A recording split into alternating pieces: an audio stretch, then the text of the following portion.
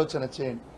నేను ఇలా కేసీఆర్ గారు చేసిర్రా లేకుంటే ఇంకెవరన్నా చేసిర్రా ఒక్కసారి తెలంగాణ ప్రజలు మొత్తం కూడా ఆలోచన చేయాలని నేను కోరుతా ఉన్నాను. ఇంకా 30,000 ఉద్యోగాల నోటిఫికేషన్లు ఇవ్వాల్సిన అవసరం ఉంది.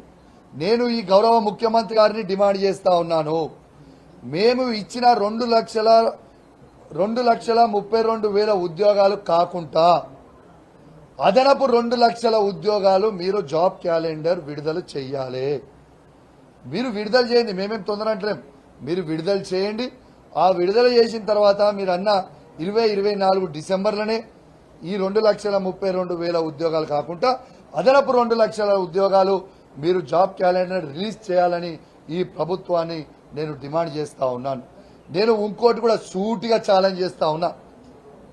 ఇలా కాంగ్రెస్ బీజేపీ వాళ్ళకి నేను సూటిగా ఛాలెంజ్ చేస్తా ఉన్నా. ఈ భారతదేశంలోనే ఏ రాష్ట్రంలన్నా కేసీఆర్ గారు ఇచ్చిన దానికంటే ఎక్కువ ఉద్యోగాలు ఇచ్చిన రాష్ట్రం మీరు చూపిస్తే ఇదే అసెంబ్లీల సాక్షిగా నా ముక్కు భూమికి రాకి క్షమాపణ కోరుతా. లేకుంటే మీరు కేసీఆర్ గారు ఉద్యోగాలు ఇచ్చిండ్రు అని మీరు ఒప్పుకుంటారా అని చెప్పి నేను అడుగుతా ఉన్నాను.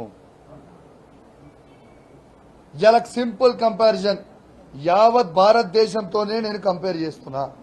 ఒక్క బీజేపీ పరిపాలిస్తున్న రాష్ట్రంలో కానివ్వండి, ఒక్క కాంగ్రెస్ పార్టీ పరిపాలిస్తున్న రాష్ట్రంలో కానివ్వండి, ఏ ఒక్క రాష్ట్రంలో కానీ కేసీఆర్ గారు ఇచ్చిన ఉద్యోగాల కంటే ఎక్కువ ఇచ్చుంటే నా ముక్కు భూమికి నేను రాకుతా అని చెప్పి నేను సవాల్ విసురుతా ఉన్నాను. నేను విసిరిన సవాల్కి నేను 20 రోజుల క్రితం కూడా నేను విసిరిన సవాల్కి ఎవరు యాక్సెప్ట్ చేస్తలేరు. ఎందుకు స్వీకరిస్తలేరు? ఎందుకంటే మీకు భయం అవుతుందా? నిజాలు చెప్తే నిజాలు బయటపడితే అని మీకు భయం అవుతుందా? అరే మీకు దమ్ముంటే రారి భయం, మేము చర్చకు రావడానికి సిద్ధంగా ఉన్నాం. మీరు రాండి, ఎవరు వస్తారో ఉద్యోగాలు ఇచ్చినామా లేదా అని చూపించడానికి మేము సిద్ధంగా ఉన్నాం. ఇది డిపార్ట్మెంట్ వైజ్ కూడా మళ్ళొక్కసారి మీకు కూడా నేను డిపార్ట్మెంట్ వైజ్ కూడా మీకు చదువుతా. అగ్రికల్చర్ అండ్ కోఆపరేషన్ సెక్రటేరియట్ 5,303 ఉద్యోగాలు. Animal husbandry dairy development and fisheries 1,135 ఉద్యోగాలు. ఇలా backward classes welfare department secretariat 2,552 ఉద్యోగాలు. Energy and secretariat department 52,324. ఇలా environment forest science and technology 2,152. Finance secretariat department 28 ఉద్యోగాలు. General administration 219. Health medical and family welfare department 8,132. ఇలా home secretariat department 46,850. Industries and commerce secretariat department 20. Irrigation and commandant area development secretariat 895. Labour employment 55. Law department 12.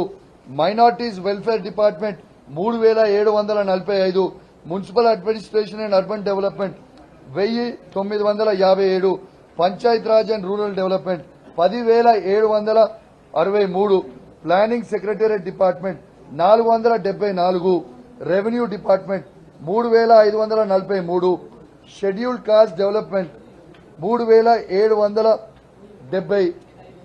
Secondary education 9,143. Tribal welfare department 1,537. Women children and disabled senior citizens 147.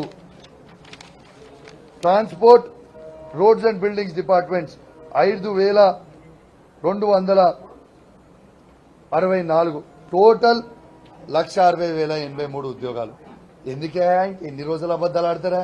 మీకు సిగ్గు అనిపిస్తలేదా ఇంకా అబద్దాలు ఆడడానికి అని చెప్పి నేను అడుగుతూ, మీరు బిల్లా రంగం అని పదే మాట్లాడుతూ ఉన్నారు.